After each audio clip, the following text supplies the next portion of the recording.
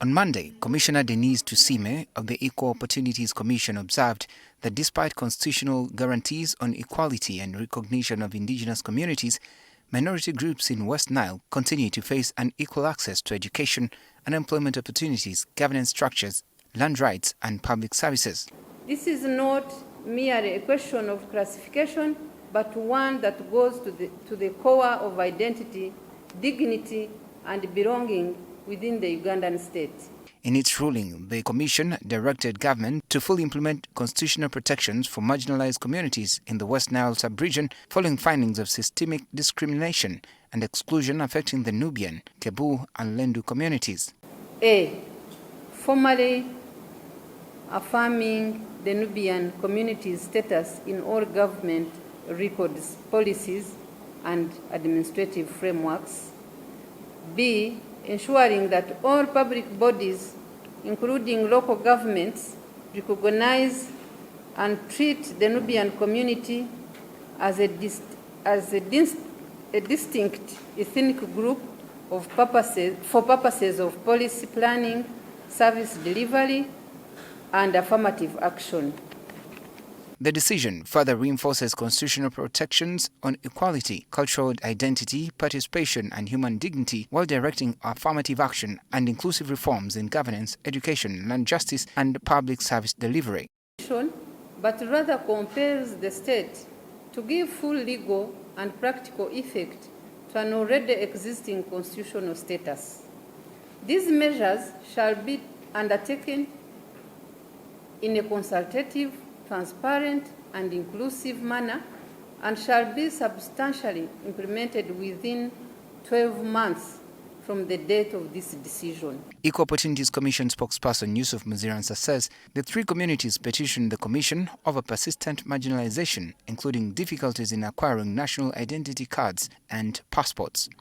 They said that because the people at the passport offices could not speak their language, and yet those Nubians could not speak English, it was very difficult for them to get passports.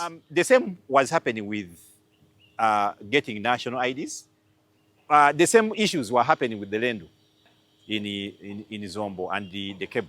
The failure to provide reasonable linguistic accommodation within immigration processes perpetuates systemic marginalization and undermines the constitutional principles of equality, dignity, and fair administrative treatment guaranteed under Article 21 and 42 of the Constitution. Meanwhile, leaders from the affected communities have welcomed the ruling, describing it as a major victory in the long struggle for justice and recognition. The cultural leader of the Njukpa, also known as the Lendu community, Jimmy Agenunga Rapia III, says the ruling was long overdue.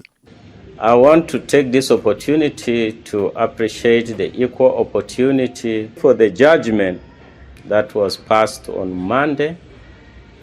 We appreciate you so much, we as the Lendu community. However, he notes that the issue of ancestral land remains unresolved, saying the community lost much of its land to Lendu forest. And my position as the king, we want to demarcate, document and extend the ancestral Lendu forest land,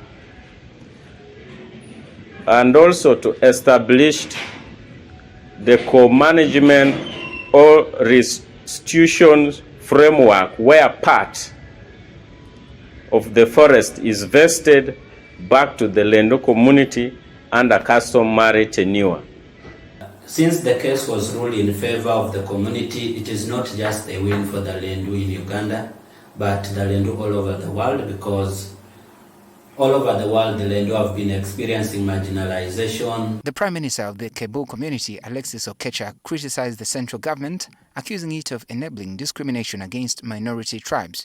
Helping actually the dominant tribes to reinforce their social, political and economic authority over minority tribes, which places central government as a discriminatory government.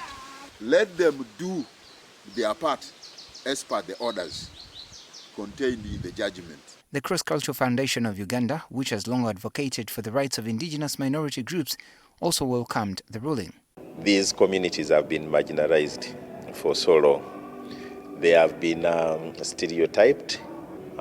So I want to appeal to government and all those that are concerned about applying or implementing this ruling to operationalize it. The ruling is being viewed as a significant step towards securing recognition, inclusion and equal opportunities for minority indigenous communities in Uganda, although leaders insist more action is needed, particularly on land rights and implementation of the Commission's recommendations. I'm Benjamin Jumbe, NTV Weekend Edition.